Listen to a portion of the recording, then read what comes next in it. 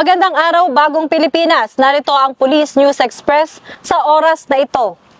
Bilang paghahanda sa inaasahang pagpasok ng severe tropical storm Uwan sa bansa, mas pinahigpit ng Batangas Police Provincial Office ang kanilang kahandaan. Agad na inaktiba ang lahat ng search, rescue and retrieval teams at RSSF ng mga component city and municipal police stations at provincial mobile forces. Tinitiyak ng Batangas Police Provincial Office na handa at kumpleto ang kanilang personnel at kagamitan para sa agarang pagtugon at pagdeploy. Patuloy din silang nagbabantay sa sitwasyon at nakikipag-ugnayan sa mga lokal na otoridad upang makapagbigay ng mabilis at epektibong tulong sa mga komunidad na posibleng maapektuhan. Hinihikayat ang publiko na patuloy na makinig sa mga opisyal na abiso at gawin ang lahat ng kinakailangang pag-ingat para sa kanilang kaligtasan.